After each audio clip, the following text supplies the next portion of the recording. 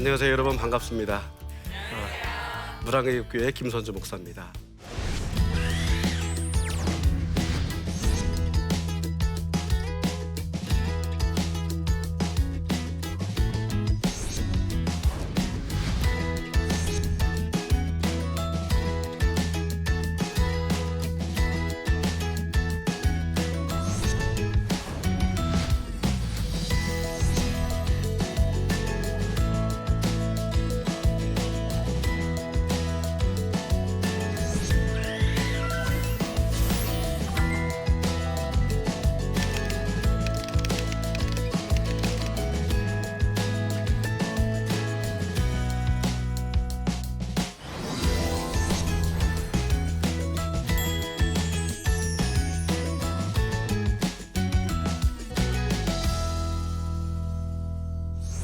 여러분은 아침에 아이들 학교 보내고 남편 출근시키고 하면서 무슨 이야기를 하셨나요?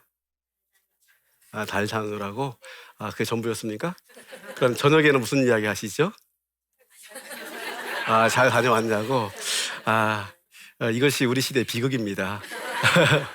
그래서 오늘 제가 나누고자 하는 이야기는 이야기가 도대체 어떤 의미가 있고 어떤 기능을 하는가에 대해서 이야기하고자 합니다. 그래서 저는 이야기는 사람을 치유한다라고 이렇게 얘기를 하고 싶어요.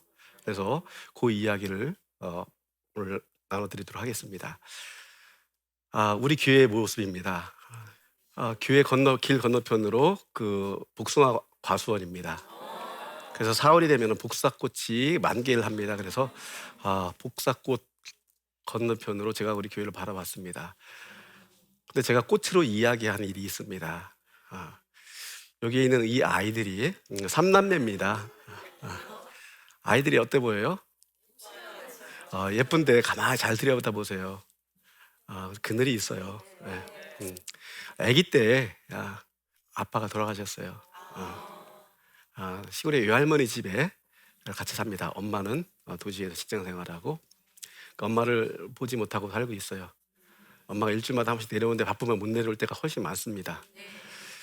그러니까 이 아이들을 처음 만났는데 예쁘고 사랑스러운데 내면의 아픔과 아픔도 있고 자존감도 많고 상실감 같은 것들이 아이들한테 있더라고요. 야, 이리 와라.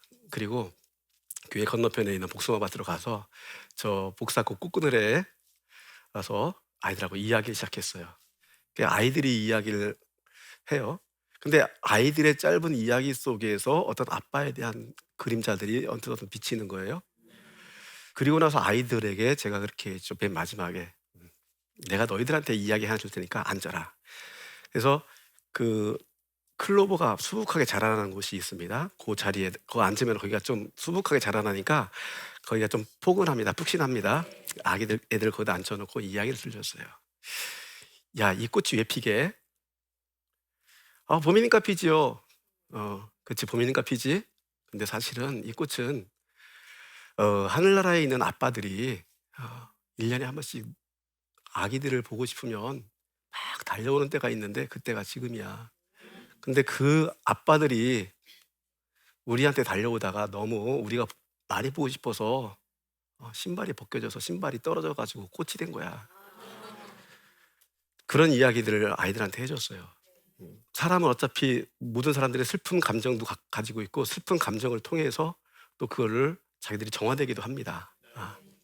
그래서 보고 싶은 아빠가 실제로 우리 눈앞에 보이지 않지만 하늘나라에 있다라고 하는 사실을 아이들한테 알려주고 싶었고, 그리고 아빠들은 늘 우리를 그리워하고 있다. 우리가 아빠를 그리워한 만큼 아빠도 우리를 그리워하고 있다라고 하는 그런 이야기를 들려주고 싶었어요.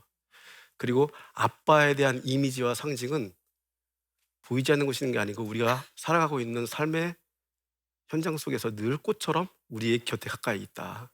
뭐 그런 이야기를 애들한테 들려주고 싶었던 겁니다. 그래서 이런 이야기들을 통해서 아이들이 좀 이야기를 통해서 상처가 치료된다라고는 저는 굳게 믿고 있어요. 저는 원래 시인이었습니다. 지금은 시를 쓰지 않습니다만, 그러니까 우리가 소설이 됐든지 시가 됐든지 문학적인 장치를 통해서 우리는 자기 이야기를 대신 다른 이야기를 통해서 확인하고 내 이야기를 다른 이야기를 통해서 나를 들여다보려고 하는 것이 바로 문학적인 장치잖아요. 그래서 아이들에게 문학적인 이야기가 필요하다 저는 생각했습니다. 후이진가라고 하는 사람이 있죠.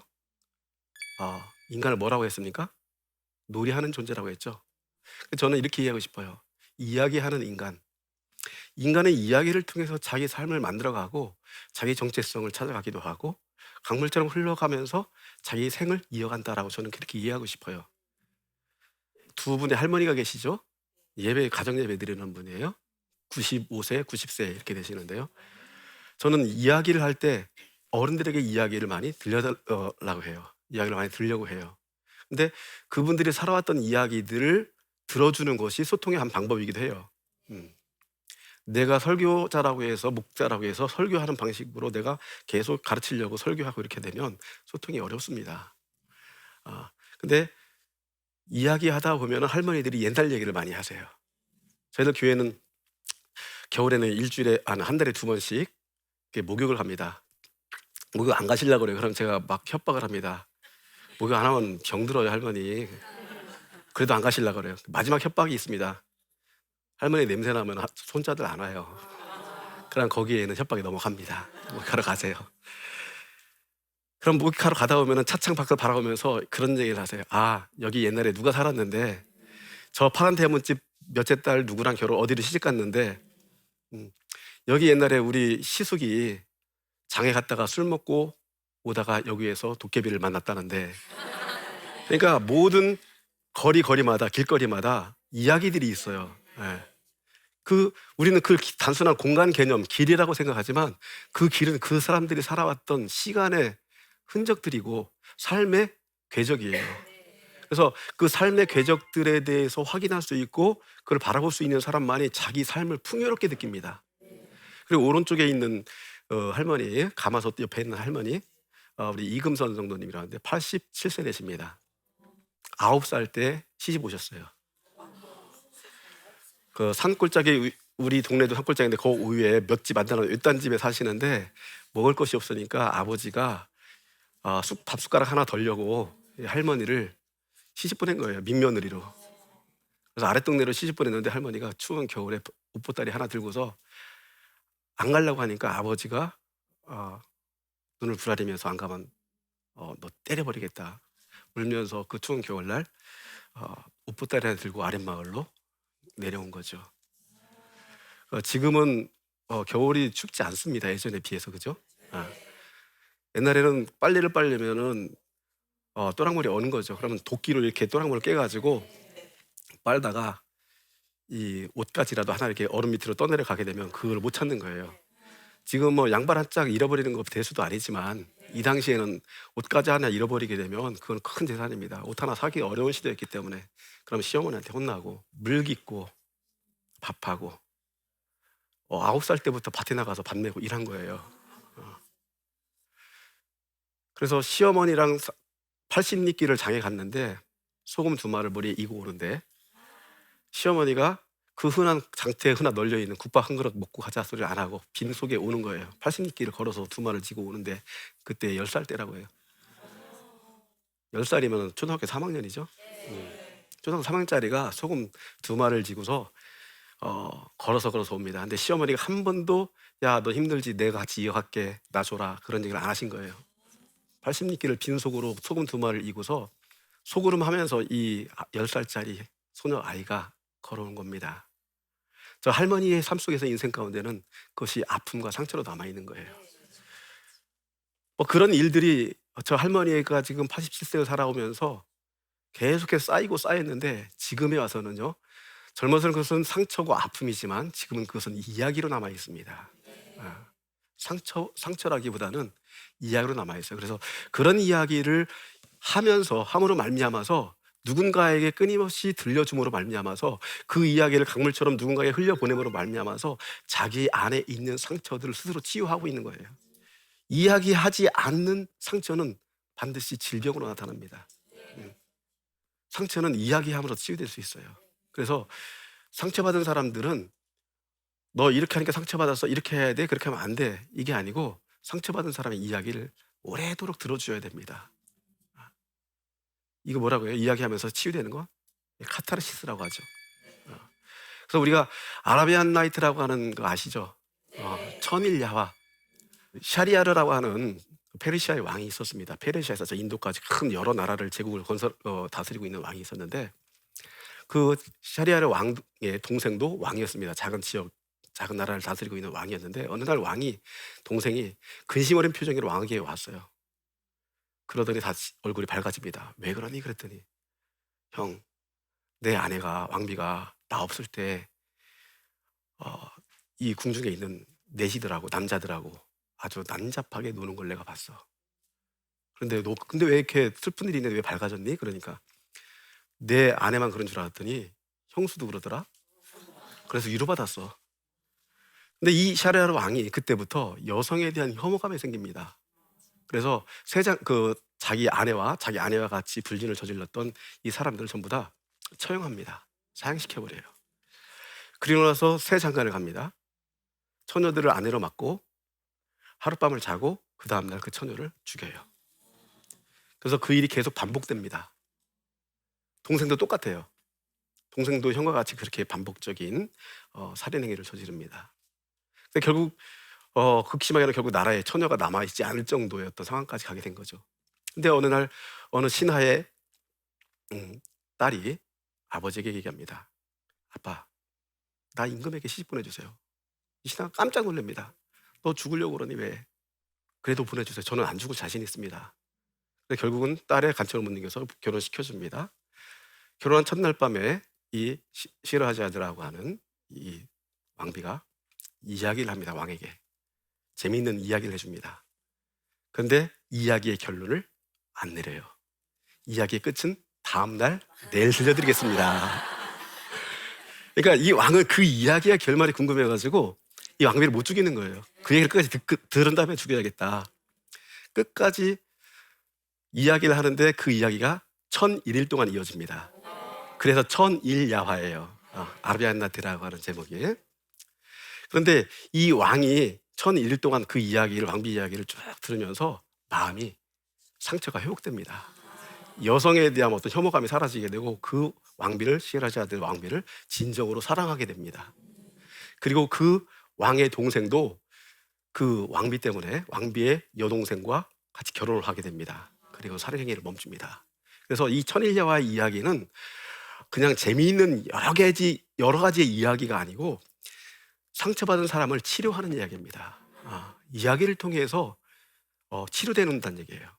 그러니까 거기에는 왕은 그 여성에 대한 분노, 혐오감, 또 복수심, 존재에 대한 불안, 이 여자가 또 바람을 피우면 어떡할까라고 하는 어떤 그 불안감, 이런 것들이 복합적으로 작용하고 있었는데 그 이야기 속에서는 나 아닌 다른 상처받은 다른 주인공이 나오기도 하고 배신당한 다른 어떤 사람이 나오기도 하고 그것을 통쾌하게 복수하는 어떤 사람이 영웅이 나오기도 하고 이런 이야기 나오게 되면서 그 사람들과 자기의 상황을 치환시켜서 바라보고 이해하게 되니까 그 과정에서 그 치유가 되더란 얘기죠. 우리 할머니, 할아버지들 이 세대는 그때까지만 해도 구전 세대입니다. 구전 문화예요. 입에서 입으로 어떤 이야기를 전달해 주는 거죠. 근데 우리 세대 같은 경우는, 여러분 세대는 무슨 세대예요? 문자 세대예요. 교과서에 기록된 문자를 보고서 지식을 받아들이게 되고 그 지식을 인풋과 아웃풋을 반복함으로 인해서 얼마나 지혜로운 사람인가, 얼마나 가치 있는 사람인가라고 하는 그 우열을 결정짓는 그런 시스템인 거죠. 이게 문자 문화 시대의 어떤 그 패러다임입니다. 그래서 문자 문화 시대라 할지라도 구술 문화 시대에 가지고 있는 정보나 즐거움, 이야기, 이런 것들은 어느 정도 남아 있어요. 근데 지금 어때요? 영상 문화 시대입니다. 영상 문화. 물론 영상 문화를 나타내는 어떤 도구가 디지털이죠, 그죠? 그래서 디지털 시대라고 해도 크게 다르지도 않습니다만 더 압축적이고 상징적으로 말한다면 영상 문화다, 그림 문화다, 인터넷, 영화, 텔레비전, 스마트폰 다 그림을 통해서 한 거죠. 영상 문화가 우리를 지배하고 있다 보니까 우리는 이야기를 상실해 버려요. 내가 누구인가, 내가 어떻게 살아왔는가, 내가 어떻게 살고 있는가라고 하는 얘기들을 이야기를 통해서 다른 사람과 소통하고 나누는 것이 아니고 그냥 스마트폰 붙들고서 놀고 있어요. 지금 사진에 있는 우리 아이들인데, 중학교 아이들인데 애들이 막 뛰어들고 놀다가 그러니까 어느 날 갑자기 할머니들이 엄마가 스마트폰을 사주니까 스마트폰 안에 다 몰려 들어가지고 아이들이 옛날에 시골 사신 분들 알 거예요. 논바닥에 올챙이들이 거물거물 몰려 있으면은 물이 마르면 다 몰려 있잖아요, 그죠? 그런 것처럼 아이들이 스마트폰에 몰려 들어가가지고 정신이 없는 거예요. 소통을 안 하는 거예요. 이야기를 안 하는 거예요. 제가 마음이 너무 아팠어요. 교회 올 때 스마트폰 절대 가지고 오지 마라. 그래서 과거의 시대는 어떤 죽음의 징후를 오히려 나타냈다. 그게 스마트폰이다. 예전에 못 먹고 살 때보다 지금 풍요롭게 살 때 사람들이 더 많은 정신병적 징후를 가지고 있습니다. 우울증, 공황장애 이런 질병들이 훨씬 많습니다. 왜 그럴까요? 이야기를 잃어버려서 그렇습니다. 이야기를 상실하는 사람들은 자기 존재에 대해서 깨닫지 못하게 되고 바로 보지 못하게 되는 거예요. 영상물, 그림을 보게 되면 그 그림에 지배를 당하게 됩니다. 소통되는 것이 아니고 거기에서 갇혀버리게 돼요. 그냥 정지된 그림을 보는 것이 아니고 여러분 텔레비전이라든지 스마트폰에 있는 게임의 그림이라든지 이 그림들은 어때요? 장면이 빨리 바뀝니다. 이 그림이 무슨 그림인가, 이 그림의 의미가 무엇인가 라고 하는 것을 미처 해석하기도 전에 다른 그림으로 넘어가 버리게 되는 거예요. 그렇게 되니까 이 사람은 어떤 문제에 대해서, 어떤 현상에 대해서, 어떤 외부의 물리적 조건에 대해서 이것이 무엇이라고 머릿속에 해석을 해야 되는데 해석이 안 되는 거예요. 다음은 지나가 버리는 거예요. 그것이 계속해서 반복되다 보니까 사람들은 생각하는 기능을 잃어버리게 되는 겁니다. 구약의 사람들은 사막을 다니면서 먹을 것이 없어서 목마르죠. 밤에는 춥죠. 맹수, 또 도적들을 만날 수 있어요. 그런데 구약의 아브라함, 이삭, 야곱, 요셉 이 사람들은 유목민들이었었어요. 유목민들이 굉장히 오래 살았습니다. 실제로 오래 살았다라기보다는 실제로 오래 살았다는 것도 사실이지만 그것보다 심리적 시간을 오래 살았다는 거죠. 여러분들이 살고 있는 시간들은 어디입니까? 콘크리트 벽 안에 갇혀 있는 거죠. 밖에 나가도 밤에는 가로등이 환하게 켜져 있어가지고 밤하늘을 볼 수가 없어요. 거대한 텐트처럼 이렇게 밤하늘을 싸고 있어서 빛 무리들로 싸고 있어가지고 밤하늘을 제대로 볼 수가 없어요. 저는 밤하늘 보는 걸 굉장히 좋아합니다. 저희 동네는 밤에 한 12시 넘어서 나가면은 별들이 마치 손에 만져질 것처럼 막 쏟아집니다. 근데 별들과 별들 사이에 어둠이 있어요. 우주의 심연입니다. 근데 우리가 아무것도 없다고 생각하는 그 존재를 느끼는 것, 그 사막 가운데서 위협을 무릅쓰고 양떼들을 몰고서 여행을 하는 고대의 신앙의 우리 선조들, 이 사람들은 누구를 만났을까요? 보이지 않는 하나님이 끊임없이 나와 함께 한다라고 하는 그 신비감에 도취돼 신비감을 느끼고 살았던 거예요. 하나님을 느끼고 하나님을 이해할 수 있었다는 거예요. 여러분들은 교회 가시면 예배를 드림으로써 어떤 철학 기도를 하면서 뜨겁게 기도하면서 성령을 체험하고 하나님을 느끼십니까? 우리 신앙의 아브라함, 이삭, 야곱, 요셉과 같은 이 사람들은 밤 하늘을 바라보며 길을 가며 하나님의 존재를 깨달았고 느꼈다는 거예요.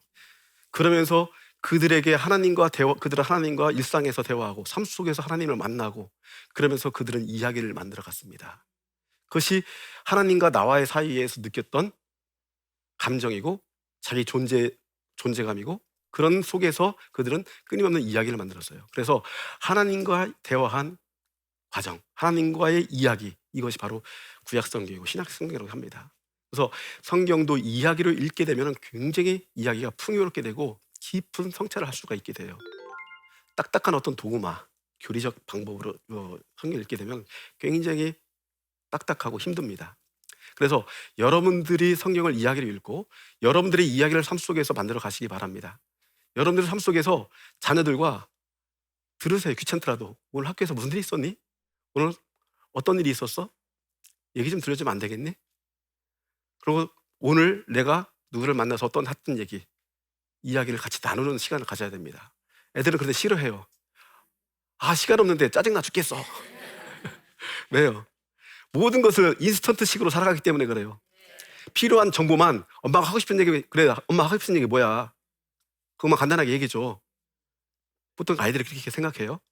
그렇기 때문에 이야기를 통해서 자기 삶을 풍요롭게 만들어가는 것이 아니고 필요한 정보만을 인스턴트식으로 빼가지고 이야기 속에서 정보만을 얻으려고 해요. 하지만 그 이야기는, 치유되는 이야기는 정보를 전달해 주는 것이 아니고 서로가 서로의 존재를 확인하고 서로의 삶을 인정해주고 서로의 느낌을, 마음을 풍요롭게 만들어주는 하나의 명약이라고 하는 겁니다. 그래서 가정에서 여러분들이 어, 가족들이 함께 모여가지고 이야기하는 시간 굉장히 귀중합니다. 회사 가고 학교 가고 학원 가고 일주일에 여러분들 한 온 가족이 다 모여가지고 식사하는 시간 일주일에 몇 번 정도 됩니까? 한번 돌아보세요.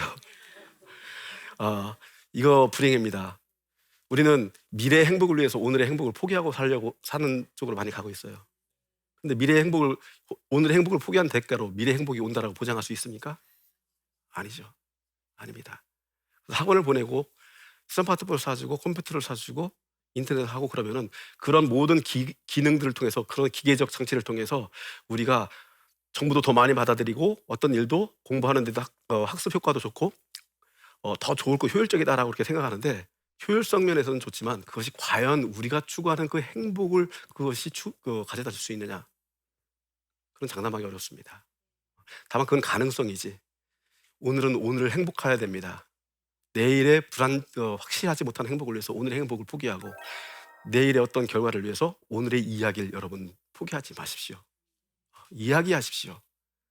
많은 이야기하십시오. 그래서 저는 아주머니들이 가정주부들이 미장원에서 수다 떠는 거 같이 모여서 식당에서 같이 식사 나누면서 수다 떠는 거 굉장히 중요하다고 생각해요. 애들을 위해서 남편을 위해서 평생 헌신했던 분들이 그런 이야기할 어떤 기회도 없고 그 이야기할 상대도 없게 되면 우울해지게 됩니다. 예. 한 중년쯤 되게 되면 내가 이렇게 하려고 살았나? 그때는 그런 회의가 들게 된다 하더라고요. 여러분 이야기하십시오. 그리고 누군가에게 이야기할 수 있는 사람이 여러분 친구를 두십시오. 그리고 또 누군가의 이야기를 들어줄 수 있는 사람이 되십시오. 그것은 마치 어떤 큰 관으로 물이 흐르는 것처럼 우리 삶이 이야기가 흐르는 어떤 통로가 되어야 됩니다. 그런 통로가 막히게 되면 삶이 우울해지고 불행해지게 됩니다. 이야기를 통해서 여러분들이 더 풍성한 삶을 누리는 그리고 여러분들이 치유되고 또 다른 사람이 치유되게 하는 그런 이야기로 여러분들이 존재하시길 바랍니다.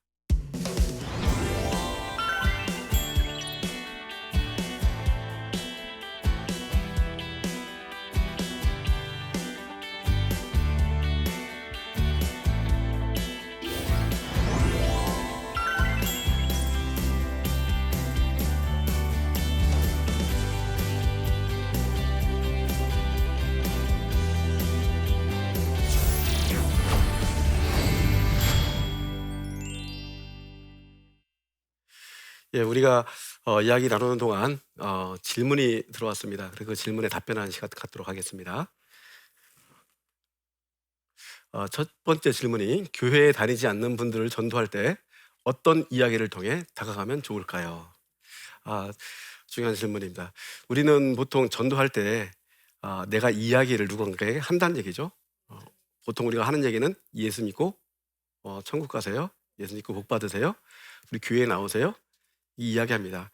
그래서 전도를 내가 어떤 이야기를 진리를 전한다. 진실의 하나님의 복음의 말씀, 주님의 복음의 말씀을 전한다 이렇게 생각해요. 일방적으로. 근데 저는 그렇게 하지 않습니다. 우리 교인들에게 착하게 사십시오. 착하게 살면 당신의 착한 삶의 모습을 보고 사람들이 감동하게 해서 나라고 하지 않아도 교회에 나옵니다. 제가 이렇게 얘기를 합니다. 그래서 마을 사람들에게 이야기를 듣는 쪽으로 갑니다. 그러면은 내 얘기를 들어주는 사람이 있구나, 나를 이해하는 사람이 있구나 싶으면은 정서적으로 이렇게 가까워지게 되면 교회에 나가고 싶지 않아도 저 사람이 나를 이해해주고 사랑하는 사람이라고 느끼게 되면 오게 됩니다. 그래서 우리 전도할 때 일방적으로 말하는 것 좀 지양해야 됩니다. 두 번째 질문 한번 볼까요? 마을 분들 중 이야기를 통해 치유된 경험이 있다면 좀 나눠주세요 라고 했는데 치유가 됐는지 안 됐는지 병이 나았는지 안 나았는지 이 심리적인 문제이기 때문에 확인할 길이 없습니다. 뭐 병원에 가서 기계로 측정하고 뭐 이렇게 해부해서 이거 확인할 수 있는 것이 아니기 때문에요. 근데 중요한 것은 뭐냐면은 이야기를 들어줌으로 말미암아서 이 아이들이 나에 대해서 신뢰를 갖고 이 어르신들이 저에 대해서 신뢰를 갖는다는 거예요. 그래서 아까 말씀드렸던 그 삼남매 같은 경우도요. 아빠 이야기, 복사꽃 이야기를 했을 때 아이들이 이야기를 듣고 싶어 해요. 목사님, 또 다른 얘기 없으세요? 애들이. 또 어디를 가면은 같이 밖으로 이렇게 데리고 나가거나 그러면은 떠들어요. 떠드는데 자기들끼리 또 이야기를 만들기도 해요. 상상을 합니다. 그게 뭐냐면은 자기가 스스로 주인공이 되고 싶다는 거거든요. 이야기를 만든다라고 하는 것은 이야기를 듣는 것과 만드는 건 틀립니다. 이야기를 듣는 것은 타자예요. 이야기를 만드는 사람과 하는 사람이 주체이고 듣는 사람은 타자가 되는 겁니다. 근데 이야기를 만들고 이야기를 하는 사람들은 자기가 주체가 되는 거예요.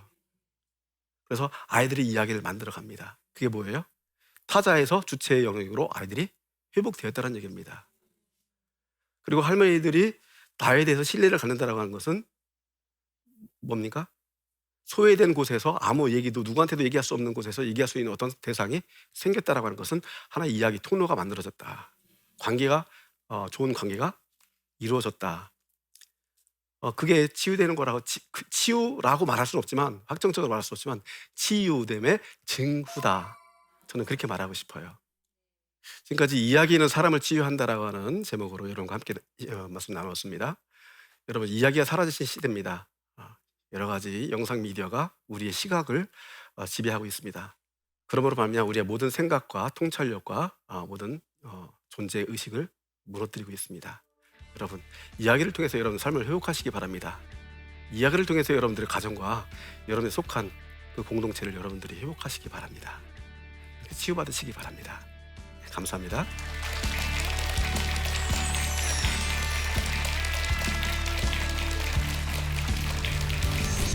안녕하세요. 불로교의 한민수 목사입니다.